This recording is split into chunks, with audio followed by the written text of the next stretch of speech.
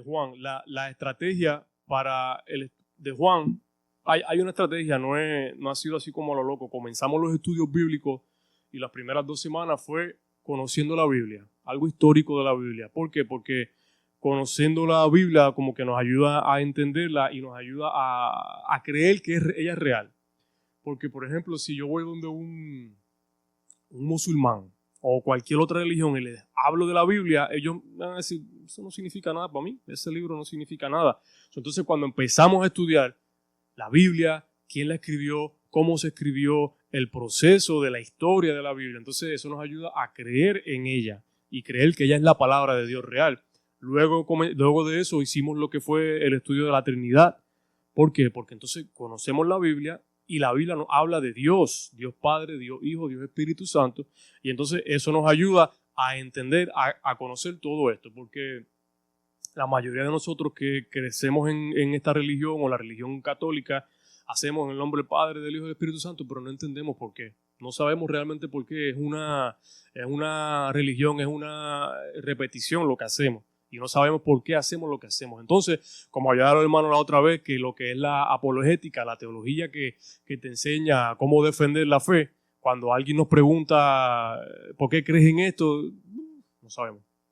Entonces es importante entenderlo, lo básico, poco a poco, y ahí vamos hablando. Entonces empezamos con lo que es la Biblia, quién la escribió, continuamos con la Trinidad, y ahora vamos a ir al Evangelio de Juan. El Evangelio de Juan, hay 4 evangelios, y déjeme hacer esto aquí rapidito. Y el hermano tiene un micrófono ahí, cuando tenga añadirle algo ahí, lo hacemos ahí, en el nombre del Señor, y aprendemos. Juan. Y si están ahí conectados y quieren, espérate que no estoy, ¿dónde que estoy acá? Yo creo que vivo conectarme acá. Se supone que me diga en los comentarios. Y si se escucha bien y todo, me dejan saber. Bueno, ahí cuando me salga me conecto porque no.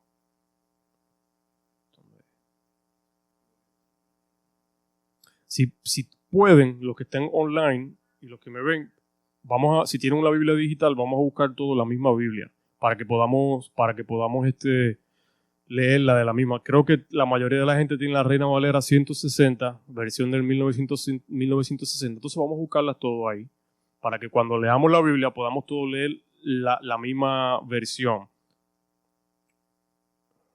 Okay. Digo, qué raro esto. Perdona, estoy tratando de conectarme para ver los comentarios. Ahora me saldrá, me imagino. Vamos a salir esto acá. Ok. Y volvemos acá. Ok, el Evangelio según Juan, la vida de Jesús a través de los ojos del apóstol Juan. Ya les hablé un poquito de la estrategia. Entonces les quiero dar un poquito de información general. Autor. El autor del libro, pues entendemos que es el apóstol Juan. Vamos a buscar a Juan 21, 20, 21, 24. Pero antes de continuar, yo creo que es importante para nuestro conocimiento entender que la Biblia no dice que Juan fue el discípulo a quien Jesús amó directamente. Pues nosotros entendemos el discípulo que Jesús amó.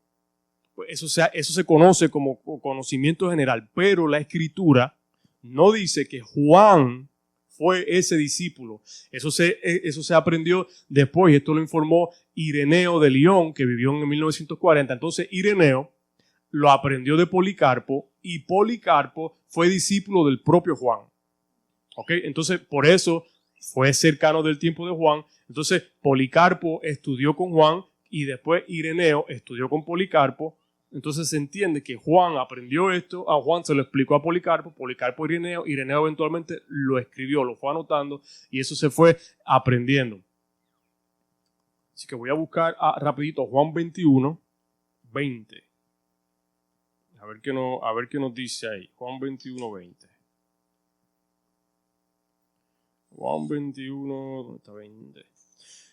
Volviéndose Pedro, vio que le seguía el discípulo a quien amaba Jesús. Recuerda, estamos usando la versión Reina Valera 1960. Entonces estoy en Juan. Ahí estoy. Ajá, saludos a todos, bendiciones. Es que no estaba, por alguna razón no me estaba conectando, pero sí, los veo ahí. Ok, gracias. Déjame bajar el volumen acá. Ok, entonces estamos en la Reina Valera 1960. Nuevamente, si tienen una versión digital, pongan la Reina Valera 1960 para que podamos todos lo mismo leerlo. Estoy leyendo Juan 21, versículo 20. Volviéndose Pedro, vio que le seguía el discípulo a quien amaba a Jesús, el mismo que en la cena se había recostado al lado de él y le había dicho, Señor, ¿quién es el que te ha de entregar? Entonces, luego, vamos a buscar el versículo 21 y luego el 24. Entonces, voy. Esta cuestión. 21. Dice, cuando Pedro le vio, dijo a Jesús, Señor, ¿y qué de este? ¿Okay? Y el 24 dice, este es el discípulo que da testimonio de estas cosas. Por eso se entiende que el discípulo que Jesús amó fue el discípulo que escribió este libro. Mira lo que dice el 24. Este es el discípulo que da testimonio de estas cosas y escribió estas cosas y sabemos que su testimonio es verdadero. Entonces luego entendemos por Policarpo y por Ireneo que Juan fue el discípulo que Jesús amó. Porque hay argumentos donde hay gente que dice, no, pero la Biblia no dice que Juan fue. Es cierto, no menciona a Juan, pero nos da prueba y nos muestra de que Juan fue el discípulo, fue ese discípulo. Saludos y bendiciones, sí, los veo. Amén. Ok. Vamos a continuar acá. Entonces, estamos en la información general. Hay diferentes argumentos también, porque si quieren buscar a Lucas 9, del 9 al 11, Juan era un pescador. Lucas 5, del 9 al 11, nos dice que Juan era un pescador. Y el libro de Juan, el Evangelio de Juan, es uno que tiene mucha información, es uno que es bastante profundo y hay algunos argumentos de algunas personas que dicen que Juan, este Juan pescador, no pudo haber escrito este libro.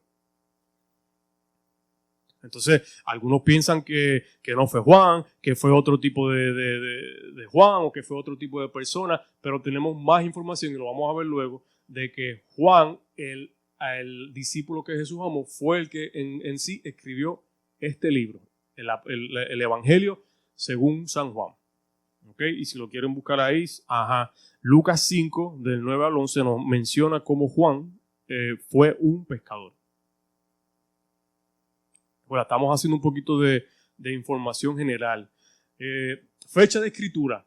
Estamos hablando del libro de Juan, del descubrimiento, y me disculpan que no pude poner la cámara para que vean el slideshow, pero para la próxima. Estamos leyendo información general, fecha de su escritura, del descubrimiento de ciertos fragmentos de papiros con la fecha alrededor de 135 después de Cristo, o sea, que se encontraron algunos escritos en el año 135 después de Cristo. Se entiende que este libro tuvo que haber sido escrito antes de ese tiempo, y mientras que algunos piensan que fue escrito antes de la destrucción del templo de Jerusalén en el año 70, es más aceptada la fecha de su escritura entre el 85 al 90. Pero mira qué interesante, porque en el slide pasado les dije que mucha gente pensaba que Juan no podía haberlo escrito, pero ya para este tiempo Juan posiblemente tenía 80, 90 años. Entonces era más maduro, era más inteligente, tenía más experiencia. Es posible que el Juan de 20, 25 años no tenía la madurez para escribir tal libro, pero es muy posible que el Juan de 80 o 90 años ya tenía experiencia, ya tenía madurez, ya posiblemente estaba en la isla de Patmos, ya tenía diferentes cosas. Y estamos usando un poquito de historia, de contexto, para que podamos, cuando entremos al libro, podamos entender un poquito de diferentes cosas. Bendiciones, saludos. Ok, entonces les quiero mencionar algo rapidito. ¿A quién busca? ¿A Jacob? Ay, Dios. Jacob. No está. Ay, Dios. Ok. Les mencioné la destrucción del templo. Es muy importante. No molesta, no te preocupes, que no molesta. Es muy importante porque han habido 2 templos.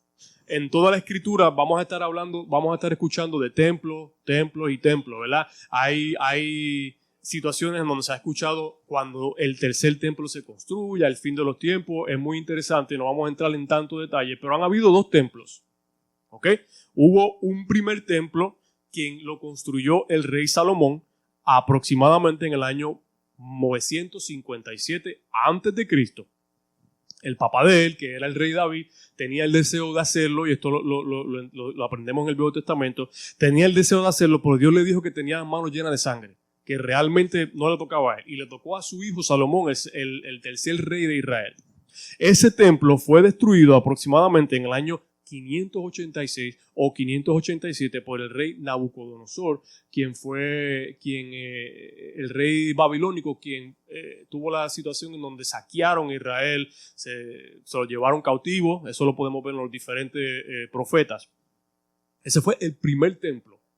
El segundo templo fue construido por lo que era el remanente, lo que quedaba en remanente, y fue aproximadamente en el año 515 antes de Cristo. O sea que se destruyó el templo, el primer templo. El segundo templo, quien tenía por líder a una persona que se llamaba Zorobabel, que era el líder de los exiliados, comenzaron a hacer el templo aproximadamente el segundo, en el 515, y ese templo fue destruido en el año 70 después de Cristo por el Imperio Romano, cuando los israelitas se rebelaron. Los israelitas, básicamente cansados de lo que era la oposición, de lo que era, ellos estaban cautivos, de lo que era este tipo de cosas, y se rebelaron en contra del Imperio Romano, y el Imperio Romano obviamente los destruyó, y no solamente los destruyó, destruyó el templo, el segundo templo, y ahí fue cuando comenzó lo que fue el exilio masivo. Desde ese tiempo, y esto es historia por el lado, no hemos entrado todavía en Juan, pero desde el año 70 después de Cristo, el pueblo israelita no tenía un sitio de nación, no tenía un centro, no tenía un país, no tenía tierra. Ellos estuvieron exiliados literalmente hasta el año 1948, marzo 14 del 1948, cuando las Naciones Unidas declararon que ahora Israel era otra nación. Les dio tierra, la tierra de sus antepasados, de sus padres, y ellos comenzaron entonces a hacer esa tierra. Pero eso es un poquito de información del primer y segundo templo. No hay un tercer templo. La Biblia después enseña que cuando se resucite el tercer templo, vamos a estar en los últimos días, vamos a tener ese tipo de cosas, y no vamos a entrar en esa escatología ahora mismo. Ok, continuamos, hermano. ¿Tiene algo ahí que comentar? Hasta ahora todo. Sí. No está prendido. Hello. Ahí. Okay. Tengo al hermano Wilfredo acá, y tiene el micrófono. Si hay una información, un dato, él lo va a dar. Ok, continuamos con la información general. El propósito de la Escritura. Bueno, ¿cuál es el propósito de la Escritura? El propósito de la Escritura es conocer a Dios, acercarnos a Él y conocer su propósito para nosotros, ¿verdad? Juan 20:31 dice: pero esta se ha escrito para que creas en Jesús, que es el Cristo, que es el Mesías, el Hijo de Dios, y para que continuemos creyendo y podamos creer en su nombre. No solamente el libro de Juan es para esto, toda la Biblia es para esto. Toda la Escritura es para conocerle, para vivir conociéndole, para acercarnos a Él, para conocer su propósito para nosotros. Ese es el propósito de la Biblia realmente. Además de que nos habla de la historia del pueblo escogido, los israelitas, nos habla de diferentes cosas, muchísimas cosas, nos enseña, ¿verdad? Los proverbios nos dan entendimiento, enseñanzas. Si tienen alguna pregunta, me avisan. Bendiciones en el libro de Juan. Ok. Continuamos ahí. Les quiero dar un término de importancia, porque hay 4 evangelios. Hay 4 evangelios. Y evangelio es buena noticia, ¿no? No se preocupe, que yo estoy acostumbrado a bregar con los nenes en el background. De verdad que ni se preocupen. Hermano, evangelio significa buenas noticias, ¿no? La buena noticia. Hay 4 evangelios, pero 3 evangelios le llaman los evangelios sinópticos. ¿Qué quiere decir eso? ¿Que son diferentes? No necesariamente. Ellos cuentan la vida de Cristo. Pero hay 3 evangelios que son los evangelios sinópticos. Y los evangelios sinópticos son Mateo, Marcos y Lucas, los primeros 3. Entonces, los evangelios sinópticos son los 3 primeros del Primer Testamento y estos evangelios describen las buenas noticias, la muerte y la resurrección, pero la palabra sinóptico significa como un conjunto. Quiere decir que estos 3 evangelios, los primeros, y si miran su Biblia, Mateo, Marcos, Lucas, cuando le dicen sinóptico es que ellos cuentan la historia bien parecida, como un conjunto. Básicamente dicen lo mismo. Hay estudios y personas que dicen que el 90% de estos evangelios es lo mismo, básicamente. Por eso le dicen sinópticos. Juan, a diferencia, no es un evangelio sinóptico porque Juan no contiene necesariamente la misma información. Juan te habla de otras cosas, pero si recordamos que Juan era el discípulo amado, tal vez Juan tuvo un acceso a Jesús. Juan tuvo... Y esto no lo está diciendo la Biblia, pero si miramos el contexto, si él era el versículo amado, él vio algunas cosas, experimentó algunas cosas con el Señor, las cuales él pudo testificar. Y va muy profundo a la historia de Jesús. Es muy interesante. Los evangelios sinópticos se llaman así porque los autores vivieron juntamente con el mismo punto de vista. Ahora, tenemos que recordar que Mateo y Juan fueron los únicos escritores de evangelios que caminaron con Jesús. Mateo y Juan. Marcos y Lucas no caminaron con Jesús. Ellos conocieron a través de otros. Por ejemplo, se cree que Marcos aprendió de Pedro. Y Pedro le contó y él lo hizo así. Marcos, de hecho, es el evangelio, el escrito más sencillo. Y ahora vamos a hablar un poquito de eso. Pero recuérdate que hay 4 evangelios. Mateo, Marcos, Lucas y Juan. Los primeros 3, que son Mateo, Marcos y Lucas, le llaman los evangelios sinópticos. ¿Ok? Algunas cosas aquí. Ok. ¿Y alguna pregunta? Me dejan saber nuevamente. Términos de importancia, audiencia de cada evangelio. Y les voy a hablar de esto rapidito. Mateo escribió para un público judío. Si miramos, Mateo arranca con lo que era una genealogía. Para los judíos esto es bien importante. Todavía hoy día lo es. La genealogía para los judíos, ellos escriben todo. Ellos tienen récord de todo y para ellos eso es importante. Las fiestas para los judíos son muy importantes y Mateo es el más que habla de las diferentes fiestas y rituales de los judíos. Entonces, el judío que leyó esta carta de Mateo, pues se identifica. Luego Marcos escribió para un público romano. ¿Qué quiere decir eso? Bueno, los romanos eran paganos. ¿Y qué quiere decir pagano? Pagano es una religión, bueno, llamémosle una religión que no cree en el monoteísmo, que no cree en Dios Jehová. Entonces ellos creían en diferentes cosas y Marcos, para poder acercarse a ellos de manera, qué sé yo, más simple, pues escribió el evangelio más corto, un poquito más conciso, un poco más sencillo para el entendimiento de estos romanos. Y Lucas lo escribió para un grupo griego intelectual. Hemos escuchado de la mitología, de la literatura griega, todo esto. Pues Lucas era un doctor y él tenía esta información, tenía todo esto y él lo escribió de esa manera, de la manera con mucha palabra chévere, con mucha cosa así. Juan tiene una mezcla de gentiles con conocedores de la ley judía para una persona necesariamente no judía también.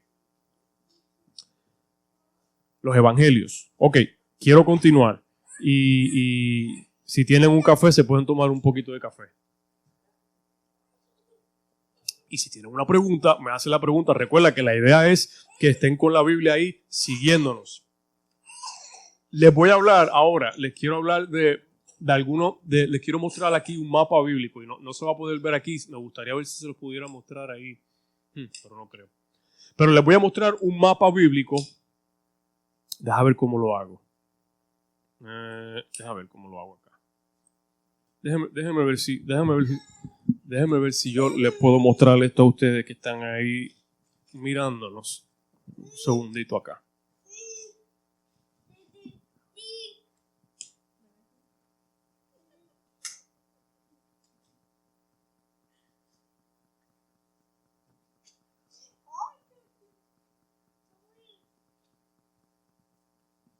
Ok, yo creo que ahí se ve un poco, tal vez no es la mejor rendición, pero se ve un poquitito ahí. Les quiero mostrar ahí. Entonces, si ustedes ven, acá, lo que está acá, esto es un mapa actual de lo que es el Medio Oriente hoy día. Esto es un mapa actual. Lo que está aquí highlighted, esto es el Israel actual. Y miren la situación de esto. Miren Egipto, que es enorme. Miren Arabia Saudita, que es enorme. Miren todos estos países que están alrededor de Israel son musulmanes. Pertenecen a la religión de Islam. El único judío es este que está aquí. Entonces, este país de Israel no tiene ningún aliado en todo esto. Mira, acá está Rusia, Asia, toda África. Aquí no hay ningún país cristiano aquí cerca. Ni judío. Todos estos son Irak, Siria, Kuwait, Irán. Mira Irán, qué enorme. Y esto es un mapa actual. Les quiero mostrar ahora. El mapa, este es un mapa actual del tiempo de Jesús. ¿Okay? Si miramos acá, aquí está Jerusalén, el centro de todo. Esto es Israel. Esto es Israel por aquí. Gaza está en el mismo sitio. Gaza siempre ha estado. Gaza es el mismo sitio.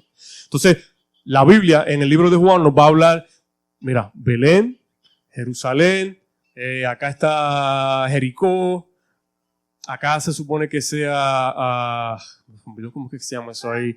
Este es el mar de sal.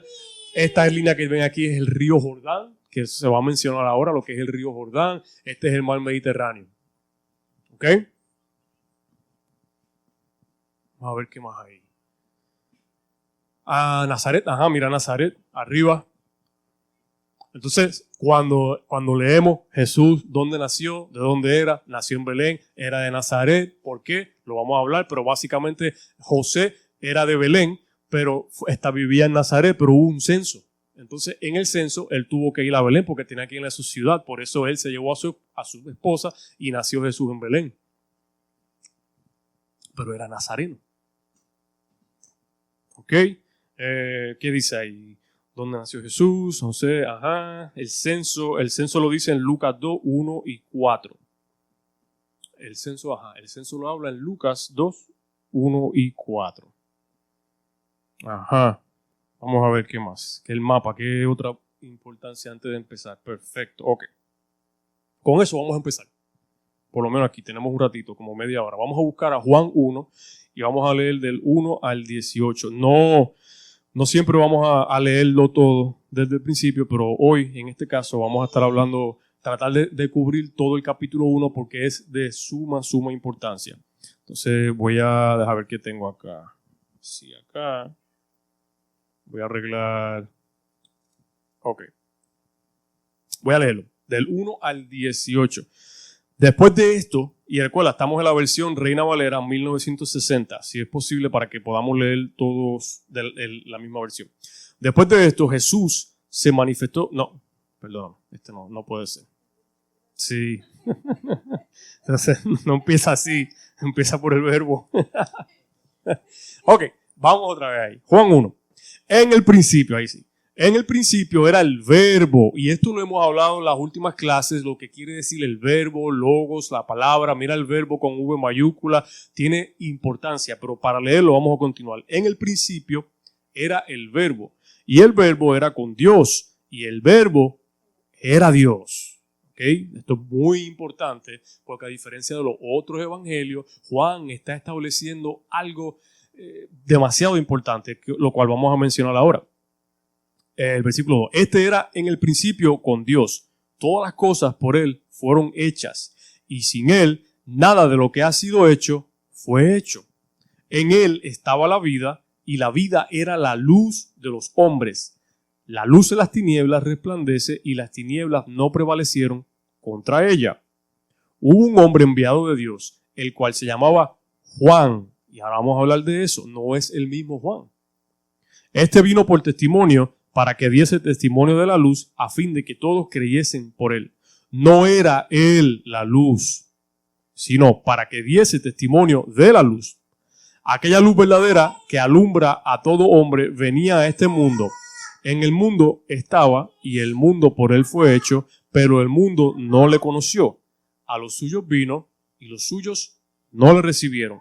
Mas a todos los que le recibieron, a los que creen en su nombre, les dio potestad de ser hechos hijos de Dios, los cuales no son engendrados de sangre, ni de voluntad de carne, ni de voluntad de varón, sino de Dios.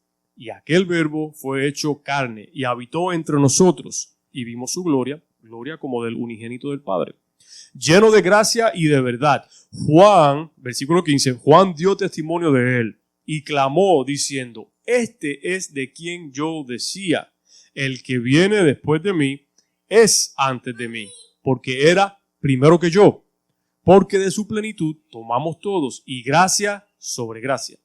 Pues la ley por medio de Moisés fue dada, pero la gracia y la verdad vinieron por medio de Jesucristo.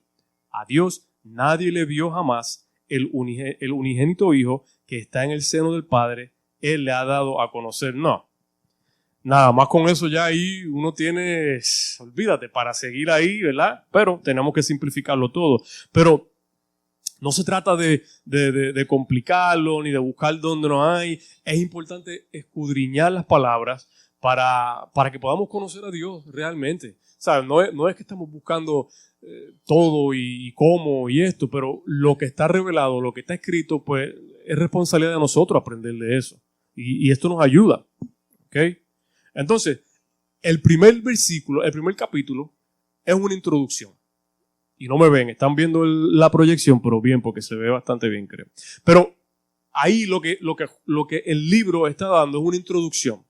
Entonces, en esta introducción no hay información acerca de quién escribió el libro, no hay introducción formal. Juan no necesariamente invirtió tiempo o perdió tiempo en decir, este libro lo escribió tal persona, este libro... No, él fue directamente con decirte, él fue el verbo y todo está hecho por él, a través de él. Él te dio información importante arrancando del principio. Muy importante. Este capítulo es de suma importancia, pues nos presenta al Señor Jesús como Dios eterno, existiendo antes de la creación en comunión con el Padre. Esto es una clase teológica. Ese capítulo, y lo que leímos fue en 18 versículos, ese capítulo es oro teológico, básicamente. El capítulo nos presenta esta parte nos presenta que aún siendo Dios, se hizo hombre. También nos presenta que su propósito era traer la luz y la vida a los hombres perdidos en sus delitos y pecados. ¿Qué me dice, hermano Wilfredo? Sí, así es. El Evangelio, según San Juan, nos quiere presentar la eternidad del Verbo, o sea, lo que era el Verbo en sí como tal, lo que muchas personas en aquel entonces se conocía como una secta gnóstica, no creían que realmente el Verbo que se había hecho carne pudiera ser divino, o sea, Dios como tal. Entonces Juan le transmite a los creyentes y a aquella audiencia de aquel entonces la verdad acerca del Hijo de Dios, que era igual en sustancia, naturaleza y esencia al Dios único y verdadero. Y ahí nos presenta claramente que el Verbo era Dios. Y qué interesante que es lo primero que dice. Él arranca el libro diciendo esto es lo que hay. Y de aquí lo que viene es buena información. Pero él, a diferencia de Mateo, que empezó con una genealogía que es importante, que es buena, ¿verdad? Nos ayuda porque es más histórica. Pero Juan nos empieza diciendo, en el principio de todo era el Verbo. Y el Verbo era con Dios. El Verbo estaba con Dios. Entonces eso es bien importante para nosotros ir entendiendo. Y por eso es que usamos este evangelio para arrancar aprendiendo, porque es bien importante. Y me gusta mucho el versículo 12, si lo buscan, Juan 1, versículo 12, que dice, mas a todos los que le recibieron, creen en su nombre. Pero el anterior dice, él vino a ellos, a los suyos, pero los suyos no le recibieron. Y nos preguntamos, ¿por qué? Hermano, si yo le pregunto a usted, ¿por qué usted cree que no recibieron a Jesús? ¿Qué usted diría? A simple vista, sí. ¿Por qué? Yo creo que la Biblia nos revela, primeramente ellos tenían envidia de él, pero también póngase en el lugar de ellos. Uh-huh. Jesús transmitió a través de su evangelio, su mensaje, que prácticamente él vino a cumplir cuando él se le presenta a la sinagoga y le lee el Isaías, Isaías capítulo 61 y le dice que esta escritura se ha cumplido delante de ustedes hoy, ¿ok? Porque el Espíritu de Jehová está sobre mí para dar buenas nuevas a los abatidos. Y hoy delante de ustedes se ha cumplido esta escritura. ¿Qué usted puede pensar de él? Pues usted va a pensar de que este hombre está fuera de sí, está loco, ¿ok? Como lo creía también sus familiares. Un hombre joven, 30 años. Pero ¿quién eres tú?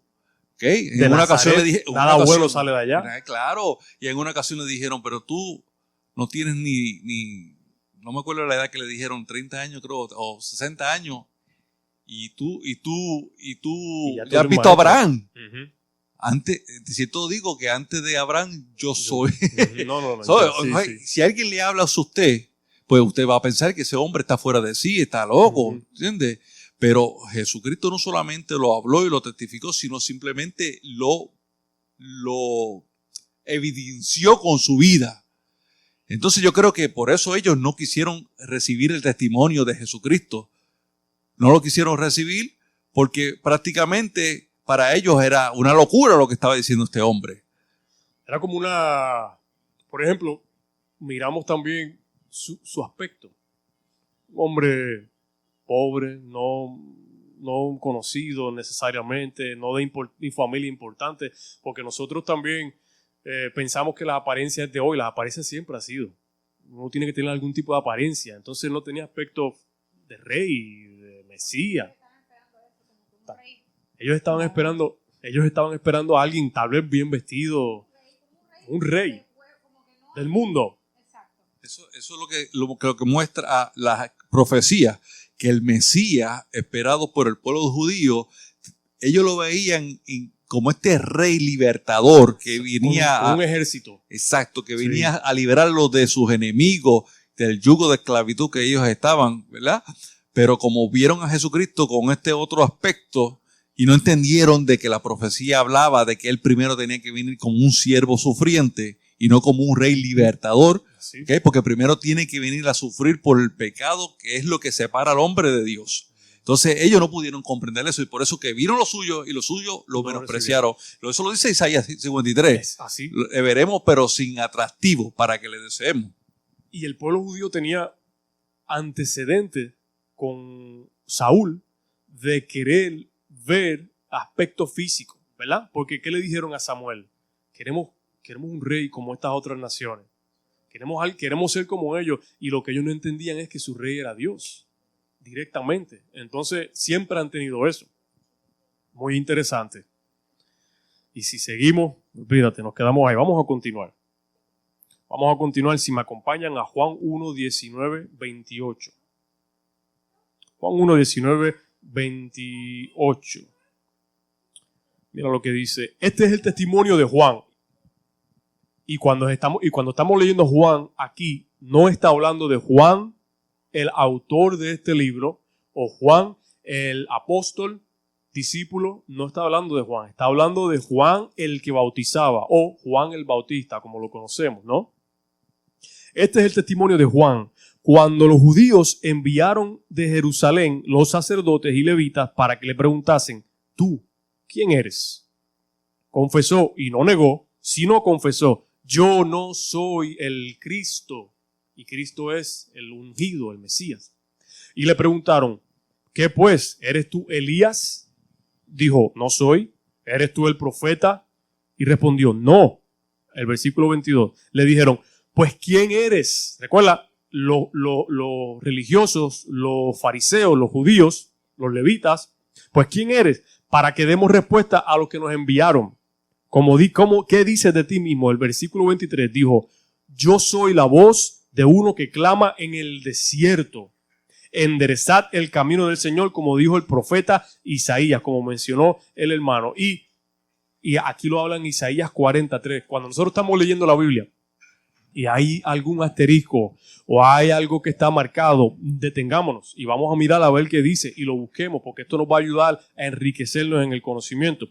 El versículo 24 dice, y los que habían sido enviados eran de los fariseos. Y luego vamos a hablar más de los fariseos. El 25 dice, y le preguntaron y le dijeron, ¿por qué pues bautizas si tú no eres el Cristo, ni Elías, ni el profeta?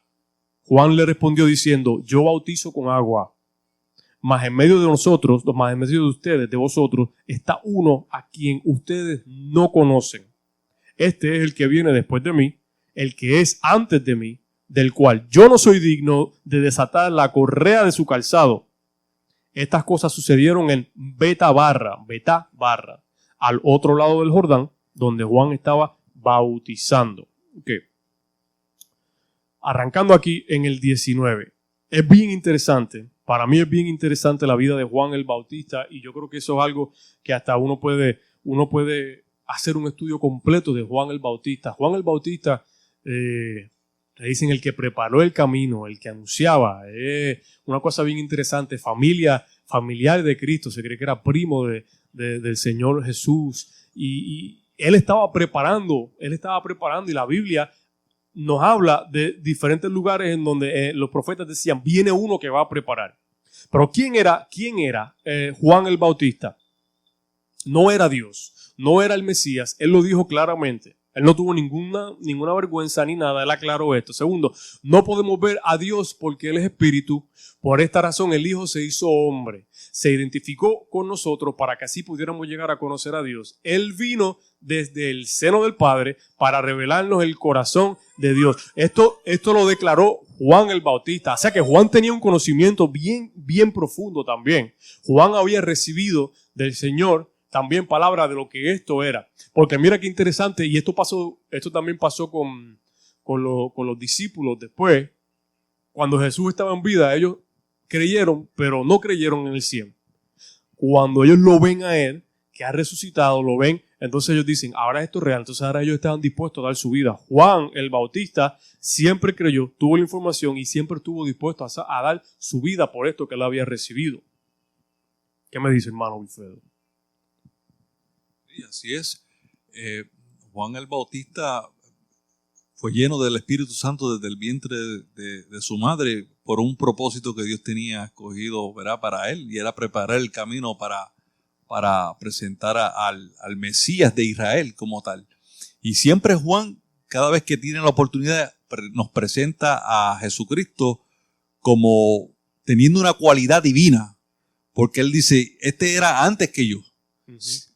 Siempre da esos detallitos para que entendamos, porque si recordamos bien, Juan es mayor que Jesucristo, hablando humanamente, en el nacimiento, 6 meses antes. Uh-huh. Nació Juan el Bautista, pero sin embargo él lo presenta, este era antes que yo. ¿Okay? Yo simplemente soy aquel que se habló por el profeta Isaías, diciendo de que yo soy el que vaya a enderezar el camino, y le llama el camino del Señor. Es interesante porque le dice Señor, y ese término es muy interesante en griego porque es Kyrios, que en hebreo es el tetragramatón, como se conoce, que es la palabra que se utiliza hoy en día para llamar el nombre de Dios, Jehová. Es interesante que esos detalles no los podemos pasar por alto. Bien importante, sí, y si miramos el contexto, como dice, ellos eran familia. Posiblemente se encontraban en las fiestas cada año, se veían, pero él nunca perdió el respeto de reconocer quién él era. Entonces, le dio siempre ese respeto, y en el versículo... Pastor, porque tenían la revelación ya de Dios de quién era él. Dios se lo había dado. Y ahí lo dice, él lo menciona. Y es bien interesante. Entonces, en el versículo 26, Juan le respondió, yo bautizo con agua, mas en medio de ustedes está a uno que ustedes no conocen. Este es el que viene después de mí, pero está antes de mí. La creación. Juan tuvo esa revelación y Juan la presentó ahí sin miedo alguno. Se lo presentó a esta gente que posiblemente venían como molestos a ver qué es esto, porque él tenía gente alrededor de él que estaba bautizando en agua. Había, como en inglés le dice, un crowd. Él tenía un crowd, pero él siempre reconoció, esto no se trata de mí, esto se trata de él, del que viene después de mí, pero estuvo antes de mí, siempre estuvo. Eso quiere decir que pues, es persistente, y esa cualidad solamente la tiene Dios como tal, la persistencia, ¿ok? Como lo reveló al principio. En el principio, o sea, en la eternidad pasada, ya él existía. Ya él existía. Y estaba con Dios. Estaba con el Dios. Porque el griego es bien enfático. Dice con el artículo frente de Dios. estaba con él Dios, o sea, refiriéndose al Padre, pero sin embargo llega a la conclusión que era divino, que era Dios. O sea, que es la misma naturaleza que su Padre. ¿Y puede llegar uno a esa conclusión uno solo? No. No hay manera. Tiene que haber revelación de Tiene Dios. que haber una revelación del Espíritu. No hay manera que uno solo pueda llegar a eso, porque la Biblia nos enseña que el Señor, lo que quiere que conozcamos de Él, Él nos lo presenta en la palabra. Ahora, le preguntan a Juan, ¿eres tú Elías? ¿Por qué mencionan a Elías? ¿Por qué es tan importante Elías? ¿Verdad? Porque Elías representó algo bien importante y todavía para la religión judía. Podría ser fácil para los sacerdotes y levitas de Jerusalén asociar a Juan con Elías por su personalidad y por la promesa en Malaquías 4, 5 y 6. Tenemos un poco de tiempo, pero déjenme buscarlo. Malaquías 4, 5 y 6. Malaquías 4, 5 y 6. He aquí yo les envío al profeta Elías, antes que venga el día de Jehová, grande y terrible. O sea, entonces, he aquí yo les envío el profeta Elías. Entonces, por eso ellos van donde Juan, se acercan a Juan y le dicen, ¿acaso eres tú Elías? Porque ellos conocen el Viejo Testamento, que era su Biblia. Juan le dice, no, yo no soy Elías. Entonces, si el antecesor del Mesías, entonces él es Elías. En un sentido, Juan tenía características de Elías, ministrando en su asignación y espíritu, y esto lo habla en otro lado. Pero entonces después le dicen, ¿eres tú el profeta? ¿Y quién es el profeta a que ellos se refieren? Moisés. Mira lo que dice Deuteronomio 18:15. Deuteronomio 18:15. Y apúntenlo ahí, si voy un poquito rápido me disculpan, pero vayan anotándolo para que lo lean. Saludos a todos y bendiciones. Deuteronomio 18:15, ¿dónde está? Dice, profeta de en medio de ti, de tus hermanos como yo, te levantará Jehová tu Dios, a él oirás. Profeta de en medio de ti, de tus hermanos, como yo, porque Moisés era un profeta, dice, te va a levantar Jehová tu Dios y a él lo van a escuchar. Entonces ellos vienen donde Juan y le dicen, ¿eres Elías? Porque entendemos que va a levantarse alguien como Elías. Dice, no soy Elías. Pues entonces eres Moisés. Porque entendemos que, y todavía Moisés es bien importante para esta religión. Y le dice, no soy Moisés. No soy Moisés. ¿Qué me dice, hermano? Sí, así es. Fíjese que el profeta estaba dando a entender de que iba a referirse al Mesías que habría de venir. Porque profeta como Moisés le levantará el Señor y a él van a tener que oír. Exacto. Por eso que dice la carta de Hebreos, que en estos postreros días nos habló por el Hijo. Porque el Hijo es ese profeta que habría de venir, porque Jesucristo y tiene que mucho. Que escucharlo. Que tenían que escucharlo, porque el que no lo escuchara va a ser cortado del pueblo como tal. Pero lo interesante de eso es que los judíos hoy día, esto fue el Viejo Testamento, ¿verdad? Esto fue, ellos no, y todavía ellos, por alguna razón, no le dan credibilidad ni le dan el lugar a Jesús, como si todo el Viejo Testamento es un tipo de Jesús, habla de Jesús, presenta a Jesús, pero ellos no creen en esto. Y bueno, eso es otra historia. Los judíos mesiánicos sí creen en él. El ministerio de Juan, anunciar y preparar el camino. Juan siempre entendió esto. Él no era Elías, él no era Moisés, él era la persona que estaba anunciando del que era mayor que él. Y si tiene algo ahí, me lo dice. Les quiero mencionar otra vez rapidito el mapa. A ver si me ven ahí. Si me ven ahí, tenemos unos 10 minutitos más o menos. Recuerda que les mencioné que aquí está Jerusalén. Aquí está Nazaret. Esta área que está acá, que está un poquito ahí enmarcada, esa es el área de Galilea.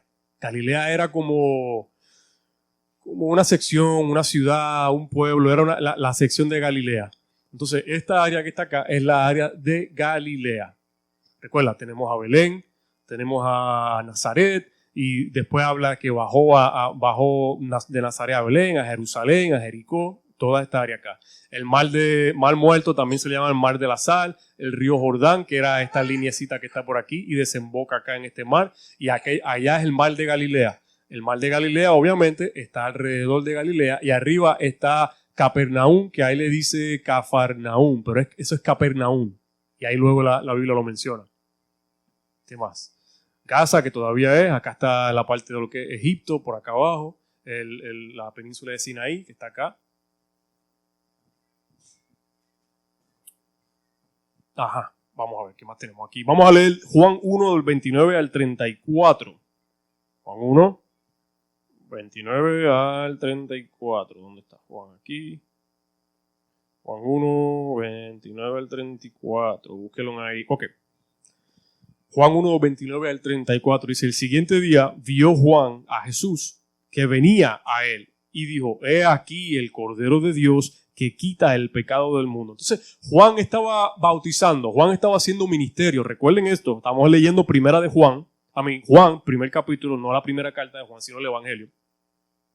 Al siguiente día, vio Juan a Jesús que venía a él y dijo: he aquí el Cordero de Dios que quita el pecado del mundo. Este es aquel de quien yo dije: después de mí viene un varón, el cual es antes de mí, pero era primero que yo. Y yo no le conocía, mas para que fuese manifestado a Israel, por esto vine yo bautizando con agua. 32 dice: también dio Juan testimonio diciendo: vi al Espíritu con E mayúscula, vi al Espíritu que descendía del cielo como paloma. No dice una paloma, dice como paloma, porque eso lo confunde mucho. Y permaneció sobre él. Y yo no le conocía, pero el que me envió a bautizar con agua, alguien lo envió, ¿verdad? ¿Quién lo envió? Y el que me envió a bautizar con agua, aquel me dijo: sobre quien veas descender el Espíritu y que permanece sobre él, ese es el que bautiza con el Espíritu Santo. Y yo le vi y he dado testimonio de que este es el Hijo de Dios. ¿Qué me dice ahí, hermano? Así es. Mire la revelación que tenía el apóstol, el Juan el Bautista, debo decir, en cuanto a la persona del Hijo de Dios. Interesante porque él le dice aquí, nos informa acerca de aquel que me envió. Dice, estamos en él, también dio testimonio diciendo: vi al Espíritu que descendía del cielo como paloma y permaneció sobre él. Y yo no le conocía, pero el que me envió a bautizar con agua, que él me dijo: sobre quien veas descender al Espíritu y que permanece sobre él, este es el que bautiza con el Espíritu Santo. Y yo le vi y he dado testimonio de que este es el Hijo de Dios. Es interesante porque Juan siempre nos va a presentar al Hijo de Dios, su naturaleza como tal, divina. Ese término que utiliza Juan para el Hijo de Dios, porque nosotros sabemos que hemos pasado de muerte a vida, y también si creímos en el Señor Jesús, a todos los que le recibieron le dio la potestad de ser hechos hijos de Dios, como dice Juan 1:12. ¿Okay? Aquellos que le recibieron, los que creen en su nombre. Ahora, usted y yo nos llamamos hijos de Dios y no hay problema hoy en día. No tenemos ningún tipo de problema, pero vamos a descubrir quizás más adelante, a través de los estudios de este evangelio, que usted va a ver mucho que se hace énfasis en Jesucristo como Hijo de Dios. Y ellos, cuando él decía que era igual ellos se molestaban y se irritaban cuando él decía que era Hijo de Dios. ¿Por qué? Porque ellos decían que se hacía igual a Dios, diciendo que era su Padre. Porque ellos entendieron qué significaba ese término. Nosotros hoy aquí en día en Occidente no entendemos por qué la Biblia le llama Hijo de Dios a Jesucristo. Porque para nosotros Hijo de Dios es algo normal, porque hemos creído en Jesús y Él dice que nos dio la potestad de ser hechos hijos de Dios, pero somos en otro sentido hijos de Dios, porque fuimos adoptados. Pero cuando se refiere a Jesús, cuando se le llama Hijo de Dios, es en el sentido único. Porque Él es igual a su Padre en naturaleza, ¿ok? Y viene de su Padre. Y entonces ellos lo entendieron bien y por eso muchas veces lo querían apedrear porque creían que estaba blasfemando. Y ese fue el juicio que luego vemos al final. Es por eso fue que lo cogieron, porque estaba supuestamente blasfemando, ¿no? El testimonio de Juan es muy importante y valioso. A ver, hay preguntas. Ok, el testimonio de Juan es valioso. Hoy día en los juicios, ok. Juan dio un testimonio y ser testigo muy importante. Todavía hoy mismo nosotros, y esto es un poquito de contexto, todavía nosotros hoy utilizamos un proceso y un sistema de testigos, ¿no? Cuando hay juicio, hay 12 jurados, hay testigos, y esta palabra se cree. Entonces, si hoy día es importante, en aquel tiempo era importante. Y Juan el Bautista testifica y fue testigo de esto que estaba sucediendo con Jesús. Dios dio a Juan el Bautista una señal segura para reconocer a el Mesías. O sea, no podía haber duda en Juan. Dios le dio esto directo, sin duda alguna. Vamos a terminar el capítulo para leerlo completo. Entonces vamos a leer de Juan 35 a el 51, para que por lo menos lo podamos leer todo, ya que estamos terminando. 35 al 51. Y recuerda que estamos leyendo la versión Reina Valera 1960. El siguiente día, otra vez, estaba Juan y 2 de sus discípulos. Juan tenía unos seguidores, unos ayudantes. Y mirando a Jesús, que andaba por allí, dijo: he aquí el Cordero de Dios. Otra vez vuelvo a mencionar, Cordero de Dios. Le oyeron hablar los 2 discípulos y siguieron a Jesús. Lo escucharon hablar. Jesús todavía no le había dicho ven. Lo escucharon, la palabra de Jesús. Y volviéndose Jesús y viendo que le seguían, les dijo: ¿qué buscan? Y ellos le dijeron: Rabí, que es maestro, ¿dónde moras? O sea, ¿dónde vives? ¿Dónde estás? ¿Qué haces? El 39 les dijo: vengan para que vean, venid y ved. Fueron y vieron dónde moraba y se quedaron con él aquel día, porque era como la hora 10:00. 40. Andrés, hermano de Simón Pedro, era uno de los 2 que habían oído a Juan y habían seguido a Jesús. Este halló primero a su hermano Simón y le dijo: hemos hallado al Mesías, que es traducido como el Cristo. Y le trajo a Jesús. Y mirándole Jesús dijo: tú eres Simón, hijo de Jonás, tú serás llamado Cefas, que quiere decir Pedro, que quiere decir piedra. La palabra piedra se traduce ahí. El 41. El siguiente día quiso Jesús ir a Galilea. ¿Dónde estaba Jesús? Bueno, si Juan el Bautista estaba bautizando en el río Jordán, pues él estaba en esa área. Entonces les mostré el mapa para que tuvieran un contexto de dónde estaban y cómo caminaban y todo eso. El siguiente día quiso Jesús ir a Galilea y halló a Felipe y le dijo: sígueme. Y Felipe era de Betsaida, la ciudad de Andrés y Pedro. Felipe halló a Natanael y le dijo: hemos hallado a aquel de quien escribió Moisés en la ley, así como los profetas, a Jesús, el hijo de José de Nazaret. Y mira lo que dice Natanael en el 46. Natanael le dijo: ¿de Nazaret puede salir algo bueno de Nazaret? Le dijo Felipe: ven para que veas. El 47. Cuando Jesús vio a Natanael que se le acercaba, le dijo: he aquí un verdadero israelita, en quien no hay engaño. 48. ¿De dónde me conoces?, respondió Jesús, y le dijo: antes de que Felipe te llamara, cuando estabas debajo de la higuera, te vi. Y el 49 respondió Natanael y le dijo: Rabí, tú eres el Hijo de Dios, tú eres el Rey de Israel. Y el 50 respondiendo Jesús le dijo: solamente porque te dije que te vi debajo de la higuera, ¿crees? Cosas mayores que estas vas a ver. Y le dijo: de cierto te digo, de aquí en adelante verás el cielo abierto y los ángeles de Dios que suben y descienden sobre el Hijo del Hombre. Vamos a terminar ahí. ¿Qué me dice ahí mi hermano Wilfredo? No, exquisita esa palabra. Exquisita. Exquisita. Fíjese que muchos títulos le pone Juan a nuestro Señor. El Hijo del Hombre.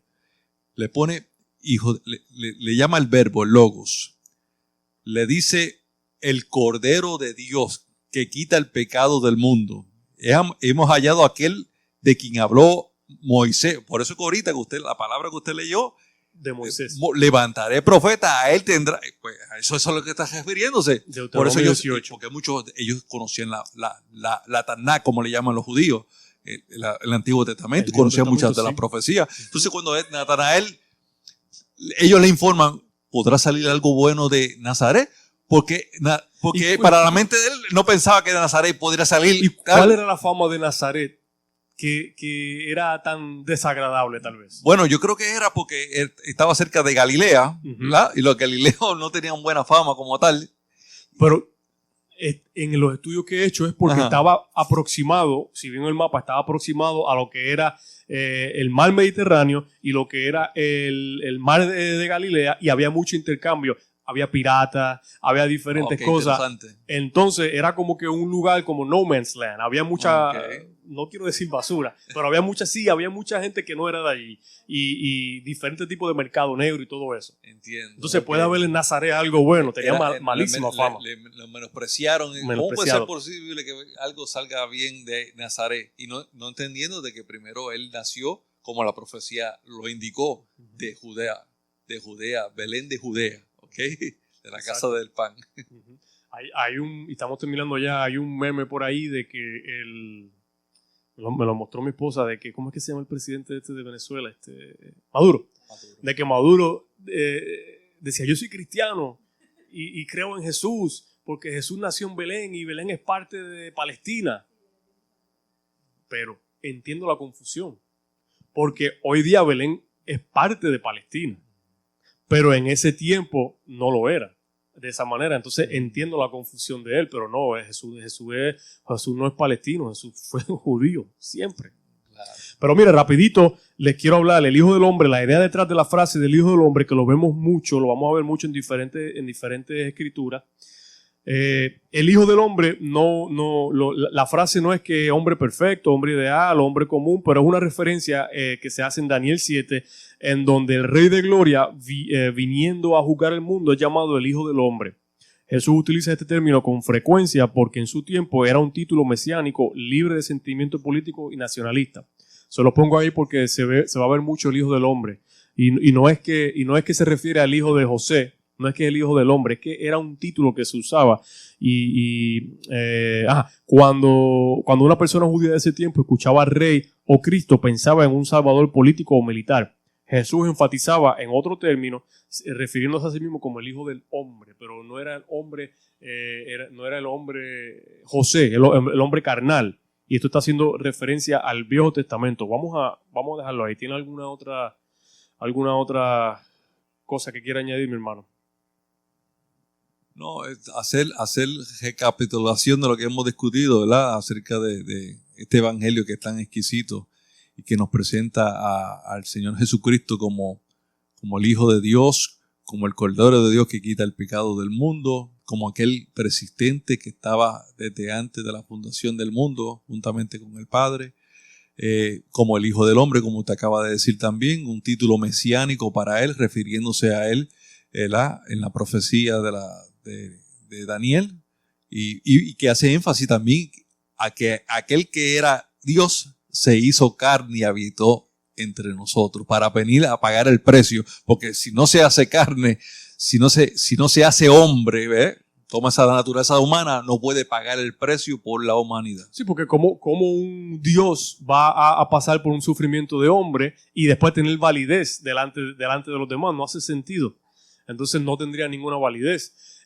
Como dice el hermano, resumen rápido, al principio del capítulo está hablando del verbo hecho carne. Luego de ahí te habla un poquito del principio del testimonio de Juan el Bautista, y luego de ahí te está hablando de lo que eran los primeros discípulos. Entonces sí pueden, y pueden leer el capítulo ahora, lo leen completo, del principio a fin. Ahora entiendo que lo van a poder leer y entender con otro tipo de contexto, porque le hablamos de historia, diferentes mapas, diferentes cosas que necesita, y así es como realmente debemos estudiar la palabra con ese contexto para que podamos entonces entenderla mejor.